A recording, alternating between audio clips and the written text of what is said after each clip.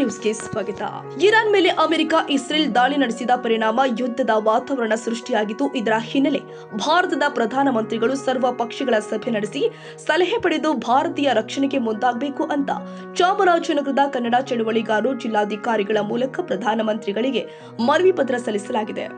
ಚಾಮರಾಜನಗರ ಜಿಲ್ಲಾ ಕನ್ನಡ ಸಂಘಟನೆಗಳ ಕಾರ್ಯಕರ್ತರು ಕರ್ನಾಟಕ ಸೇನಾಪಡೆ ರಾಜ್ಯಾಧ್ಯಕ್ಷ ಚಾರಂ ಶ್ರೀನಿವಾಸ್ ಗೌಡ ನೇತೃತ್ವದಲ್ಲಿ ಅಪರ ಜಿಲ್ಲಾಧಿಕಾರಿಗಳಿಗೆ ಮನವಿ ಪತ್ರ ಸಲ್ಲಿಸಿ ಪ್ರಧಾನಮಂತ್ರಿ ನರೇಂದ್ರ ಮೋದಿ ಅವರಿಗೆ ಕಳುಹಿಸುವಂತೆ ಮನವಿ ಮಾಡಿದ್ದಾರೆ. ಬಳಿಕ ಮಾತನಾಡಿದ ಚಾರಂ ಶ್ರೀನಿವಾಸ್ ಗೌಡ, ಪ್ರಪಂಚದಲ್ಲಿ ಇದೀಗ ಯುದ್ಧದ ವಾತಾವರಣ ಕಂಡು ಬರ್ತಾ ಇದೆ. ಭಾರತವು ಎಲ್ಲಾ ದೇಶದೊಂದಿಗೆ ಉತ್ತಮ ಬಾಂಧವ್ಯ ಹೊಂದಿದ್ದು ಭವಿಷ್ಯದಲ್ಲಿ ಯಾವುದೇ ರೀತಿಯಲ್ಲೂ ಕೂಡ ಸುರಕ್ಷಿತವಾಗಿರಲು ದೇಶದ ಎಲ್ಲ ರಾಜಕೀಯ ಸರ್ವ ಪಕ್ಷಗಳ ಮುಖಂಡರ ಸಭೆ ಕರೆದು ಸಲಹೆ ಪಡೆದು ದೇಶದ ಜನತೆಯ ಹಿತ ಕಾಪಾಡಲು ಮುಂದಾಗಬೇಕಾಗಿದೆ ಎಂದಿದ್ದಾರೆ.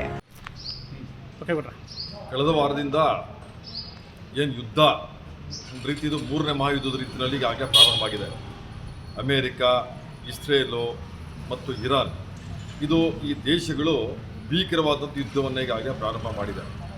ಇದು ದಿನೇ ದಿನೇ ಈ ಯುದ್ಧದ ಪರಿಣಾಮ ಬಹಳ ತೀವ್ರತೆಯನ್ನು ಪಡ್ಕೊತಾ ಇದೆ ಮತ್ತು ಬಹಳಷ್ಟು ನಿರಪರಾಧಿ ದೇಶಗಳಿಗೆ ಬಾಂಬನ್ನು ಎಸೆಯೋದು, ಅವ್ರನ್ನ ನಾಶ ಮಾಡ್ತಕ್ಕಂಥ ಕೆಲಸ ಈ ಯುದ್ಧದಿಂದ ನಡೀತಾ ಇದೆ. ಬಹುಶಃ ಈ ಯುದ್ಧ ಏನಾದರೂ ಇದೇ ರೀತಿ ಮುಂದುವರೆದ್ರೆ ಮುಂದೆ ಮನುಷ್ಯ ಕುಲವೇ ಸರ್ವನಾಶ ಆಗ್ತಕ್ಕಂಥ ಸಂಭವ ಇದೆ. ನಾವಿವತ್ತು ಕನ್ನಡಪರ ಸಂಘಟನೆಗಳು ನಮ್ಮ ಚಾಮರಾಜನಗರದಲ್ಲಿ ಜಿಲ್ಲಾಧಿಕಾರಿಗಳ ಮುಖಾಂತರ ಸನ್ಮಾನ್ಯ ಪ್ರಧಾನಮಂತ್ರಿ ನರೇಂದ್ರ ಮೋದಿರವರಿಗೆ ನಮ್ಮ ದೇಶದ ಹಿತದೃಷ್ಟಿ ಮತ್ತು ಭದ್ರತೆ ಐಕ್ಯತೆ ದೃಷ್ಟಿಯಿಂದ ಇವತ್ತು ತಕ್ಷಣ ನಮ್ಮ ದೇಶದಲ್ಲಿರ್ತಕ್ಕಂಥ ಎಲ್ಲ ಪಕ್ಷಗಳನ್ನ ಸೇರಿ ಸರ್ವ ಪಕ್ಷಗಳ ಸಭೆಯನ್ನು ಕೂಗಬೇಕು ಅಂತೇಳಿ ಇವತ್ತು ನಾವು ಮನವಿ ಪತ್ರವನ್ನು ಸಲ್ಲಿಸಿದ್ವಿ. ಕಾರಣ ಇಷ್ಟೇ, ಯಾಕೆಂತಂದರೆ ದೇಶದ ವಿಚಾರ ಬಂದಾಗ ಪ್ರತಿಯೊಬ್ಬ ನಾಗರಿಕನಿಗೂ ಈ ದೇಶವನ್ನು ರಕ್ಷಣೆ ಮಾಡ್ತಕ್ಕಂಥ ಅದರ ಒಂದು ಜವಾಬ್ದಾರಿ ಅವ್ರ ಮೇಲೆ ಇರೋದ್ರಿಂದ ನಾವು ಸನ್ಮಾನ್ಯ ನರೇಂದ್ರ ಮೋದಿರವರು ಇವತ್ತು ನಮ್ಮ ದೇಶದಲ್ಲಿ ಎಷ್ಟು ಪಕ್ಷಗಳಿದೆ ಅವರೆಲ್ಲರನ್ನೂ ಕರೆದು ಮುಂದಿನ ಸಾಧಕ ಬಾಧಕಗಳ ಬಗ್ಗೆ ನಮ್ಮ ದೇಶದ ಹಿತದೃಷ್ಟಿಯಿಂದ ಒಂದು ಸಭೆಯನ್ನು ನಡೆಸಬೇಕು ಅಂತ ಇವತ್ತು ನಾವು ಮನವಿ ಮಾಡಿದ್ದೀವಿ. ಯಾಕೆಂತಂದರೆ ಭಾರತ ವಿಶ್ವದಲ್ಲಿ ಅತ್ಯಂತ ಹೆಚ್ಚಿನ ಜನಸಂಖ್ಯೆ ಇರತಕ್ಕಂಥ ದೇಶ ಅಂತಂದರೆ ಭಾರತ.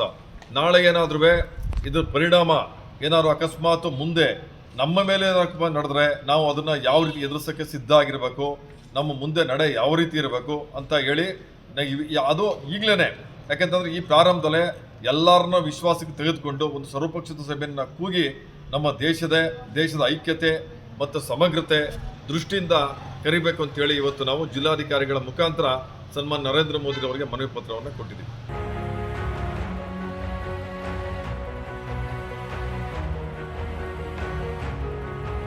ಕನ್ನಡಿಗರ ಮೆಚ್ಚಿನ ನಿಮ್ಮ AJ 24/7 ನ್ಯೂಸ್ ಕನ್ನಡ ವಾಹಿನಿ ಇದೀಗ ಟಿವಿಯಲ್ಲಿ ಲಭ್ಯ.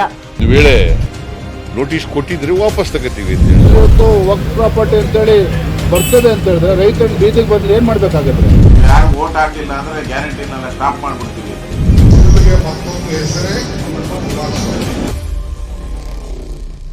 ಕರ್ನಾಟಕ ಮತ್ತು ದೇಶ ವಿದೇಶ 360 ಡಿಗ್ರಿ ಸುದ್ದಿ ಹಾಗೂ ಉತ್ತರ ಕರ್ನಾಟಕ, ಬೆಳಗಾವಿ, ಬಾಗಲಕೋಟೆ, ಧಾರವಾಡ, ಹಾವೇರಿ, ಗದಗ, ಬಿಜಾಪುರ ಜಿಲ್ಲೆಯ ಕ್ಷಣ ಕ್ಷಣದ ವಿವರವನ್ನ ಪಡೆಯುವುದಕ್ಕೆ AJ 24/7 ನ್ಯೂಸ್ ಕನ್ನಡ ವಾಹಿನಿಯನ್ನ ಲೈಕ್ ಮಾಡಿ, ವಿಡಿಯೋಗಳನ್ನ ಶೇರ್ ಮಾಡಿ, ಕಮೆಂಟ್ ಮಾಡುವ ಮೂಲಕ ನಮ್ಮ ವಾಹಿನಿಗೆ ಸಹಕಾರ ನೀಡಿ ಮತ್ತು ಚಾನೆಲ್ ಅನ್ನ ಸಬ್ಸ್ಕ್ರೈಬ್ ಮಾಡಿ.